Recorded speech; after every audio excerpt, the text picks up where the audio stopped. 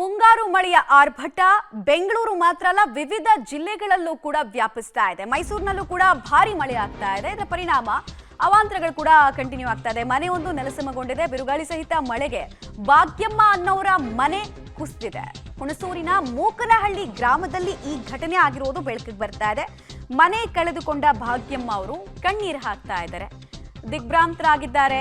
ಈ ಪರಿಸ್ಥಿತಿಯಲ್ಲಿ ಏನ್ ಗತಿ ನನಗೆ ಅಂತ ಆಕಾಶ ನೋಡೋ ರೀತಿ ಆಗಿದೆ. ರೋಧಿಸ್ತಾ ಇರುವಂತಹ ದೃಶ್ಯ ಎಂಥವರ ಮನ ಕಲಕುವಂತೆ ಮಾಡಿದೆ. ಯಾವ ಪ್ರಮಾಣದಲ್ಲಿ ಒಂದು ಮಳೆ ಡ್ಯಾಮೇಜ್ ಮಾಡಿದೆ ಅವರ ಮನೆಯನ್ನ ಅಂತ ನೋಡ್ತಾ ಇದ್ದಾರೆ. ಮನೆ ಅಂತ ಹೇಳೋದಕ್ಕೆ ಏನು ಉಳಿದಿಲ್ಲ, ಕೇವಲ ಅವಶೇಷಗಳು ಮಾತ್ರ ಬಾಕಿ ಇದೆ.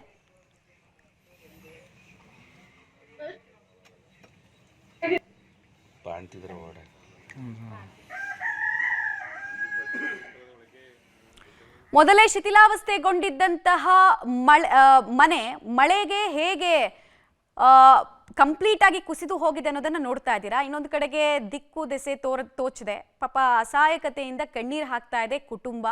ನೆರವಿನ ನಿರೀಕ್ಷೆಯಲ್ಲಿದ್ದಾರೆ. ಸರ್ಕಾರ ಇವ್ರ ನೆರವಿಗೆ ಬರಬೇಕು ಅಂತ ಬಯಸ್ತಾ ಇದ್ದಾರೆ.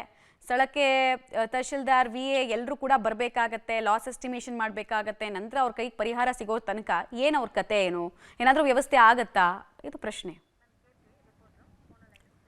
ಡೀಟೇಲ್ಸ್ ಕೊಡ್ತಾರೆ KP ನಾಗರಾಜ್. KP ನಾಗರಾಜ್, ಎಷ್ಟು ವರ್ಷದಿಂದ ಇವರು ಈ ಮನೆಯಲ್ಲಿದ್ರು ಮತ್ತು ಭಾಗಶಃ ಡ್ಯಾಮೇಜ್ ಆಗಿದೆಯಾ ಅಥವಾ ಫುಲ್ ಮನೆ ವಾಸಕ್ಕೆ ಯೋಗ್ಯವಾಗಿ ಉಳಿದಿಲ್ವಾ? ಮತ್ತೆ ಸ್ಥಳಕ್ಕೆ ಅಧಿಕಾರಿಗಳ ಭೇಟಿ ಪರಿಶೀಲನೆ ಭರವಸೆ ಅಂತದ್ದೇನಾದ್ರೂ ಆಗಿದೆಯಾ?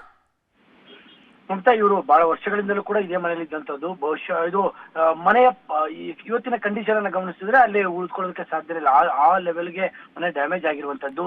ನಿನ್ನೆ ರಾತ್ರಿ ಸುರಿದಂತಹ ಭಾರಿ ಮಳೆಯ ಪರಿಣಾಮ ಈ ಒಂದು ಅವಘಡ ಸಂಭವಿಸಿದೆ. ಈ ಒಂದು ವಿಚಾರದಲ್ಲಿ ಯಾವುದೇ ಪ್ರಾಣ ಹಾನಿ ಆಗಿಲ್ಲ ಅನ್ನುವಂಥದ್ದು ಒಂದು ಸಮಾಧಾನದ ವಿಚಾರ.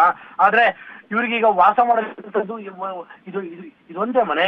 ಹಾಗಾಗಿ ಈ ಮನೆಯೂ ಇಲ್ಲದಂತಹ ಪರಿಸ್ಥಿತಿ ಬಂದಿರುವಂತಹ ಕಾರಣಕ್ಕೋಸ್ಕರವಾಗಿ ಆ ಮನೆಯಲ್ಲಿರುವಂತಹ ಹಿರಿಯ ಭಾಗ್ಯಮ್ಮ ಅವರು ಕಣ್ಣೀರನ್ನ ಹಾಕ್ತಾ ಇದ್ದಾರೆ. ನಮಗೊಂದು ಪರ್ಯಾಯ ವ್ಯವಸ್ಥೆ ಆಗ್ಬೇಕನ್ನುವಂಥದ್ದನ್ನು ಕೂಡ ಕೇಳ್ಕೊಳ್ತಾ ಇದ್ದಾರೆ. ಸದ್ಯಕ್ಕೆ ಸ್ಥಳೀಯ ಆಡಳಿತದವರು ಬಂದು ಆ ಮನೆಯ ಸ್ಥಿತಿಗತಿಯನ್ನು ಕೂಡ ಪರಿಶೀಲನೆ ಮಾಡ್ಕೊಂಡು ಹೋಗಿದ್ದಾರೆ.